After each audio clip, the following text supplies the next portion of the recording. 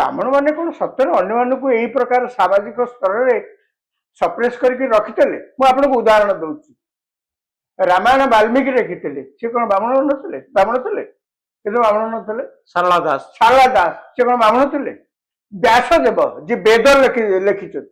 वेद को प्रथम लिखा लोक किए व्यासदेव वेद तो आगुरी थिला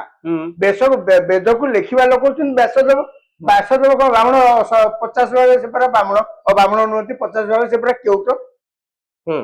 व्यासदेव क्या आए सत्यवती सत्यवती कौन बापा किए डंगा से डंगा पारी करुले तो सत्यवती झील ना सी तो ब्राह्मण नुहति खाली से नुहे आप देखो सत्यकाम जाबाला सी होती कि जड़े बेश्यांकर पुओ माँ थी जड़े बेश्या सी कालक्रमे एभली ज्ञान उदय है ज्ञान उदय केमती कौन मन के गला पाठ पढ़ले भी ना पाठ पढ़ले भी तो है ना ब्राह्मण कौन अटकई देते भी जातिभेद थी सी कौन है सी जन महान ऋषि होकर बाहर खाली से नुहे से वेदर अनेक कथा इंटरप्रिटेशन खाली से नुहे महिदास महिदास बोलिकी जड़े पौराणिक चरित्र थे से लक्ष्य करेंगे पुराना दिन में से जड़े स्कॉलर थे से कौन करते महिदास आज्ञा ऐत्रीय उपनिषद को महिदास लिखि सी ब्राह्मण थे तो आंबेडकर से तो ब्राह्मण थे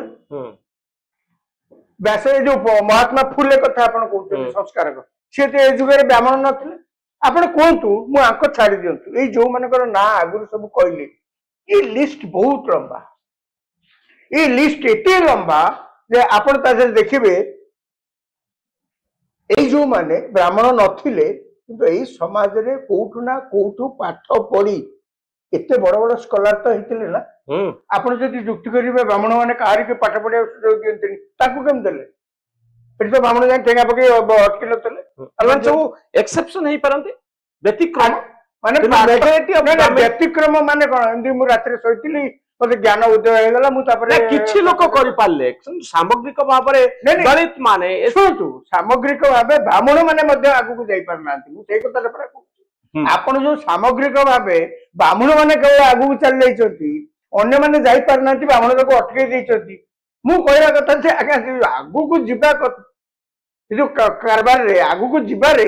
ब्राह्मण माने पछरे पड़िछंती नले आजिका दिन रे भिक मागुथुवा लोक ब्राह्मण केमती हेले जहाँ डॉक्टर दामोदर राउत कहउतले जाको नै बड़ा विवाद के रहितला भिक मागंती ब्राह्मण भिक मागंती काई भिक मागुथले कौन से भिक मागुथले किंतु तार अदर साइड राजाराम बाबू ये जाइके ये कौटिल्य जाइके धनानंद को कौन कहले धनानंद को से जाइतले कौन टिके मागिया पे धनानंद से मुगल समय कौन मौर्य सम्राट धनानंद धनानंद कहे भिकारी ब्राह्मण टा कौटे आस तो भिकारी थे एत बड़ ज्ञानी लोक सी कौन थे भिकारी भिकारी ओके किंतु राजाराम बाबू स्वामी विवेकानंद को मु कोट करी ये पृथ्वी रे गोटे जाति होची ब्राह्मण गोटे कम्युनिटी जो माने ज्ञान आहरण करिबा पाई पाठ पढ़िबा पाई शास्त्र अध्ययन करिबा पाई भिक्षावृत्ति को अवलंबन कले भिक्षावृत्ति को गोटे चॉइस भाव में नहीं गले कहले हमर आउ कि आमे व्यवसाय करि परिबुने आमे कोनोसी काम करि परिबुने पाठ पढ़िबा हमर काम सेति पई तांको पाखरे टंका पैसा नथला सेतबेले तो इकोनॉमीटा सेमती नथिला ना जा पाखरे नॉलेज थिबो से बहुत किछि मैन्युफैक्चरिंग कर दबो बहुत गुडे टेक्नोलॉजी नै आसीबो तेणु ये जातिर लोक मैंने कहले आमे शास्त्र अध्ययन करू आमे पाठ पढ़ू पाठ पढ़ा हूँ आम कम आउ से माने गरीब हो गले कारण से बिजनेस क्लास नुहति तेणु एकमात्र जाति जे ज्ञान आहरण करने ज्ञान को बंचे रखा पीढ़ी पर पीढ़ी ए ज्ञान केमती ट्रांसफर हम नॉलेज केमती आगु को जीव से भिक्षावृत्ति को चॉइस करने ये हूँ गोटे जाति तेणु ब्राह्मण मान विरुद्ध बहुत गुड़े अपवाद आसे माने होचंती वर्स्ट एक्सप्लॉइटर बोली अनुराग काश्यप कहउछन।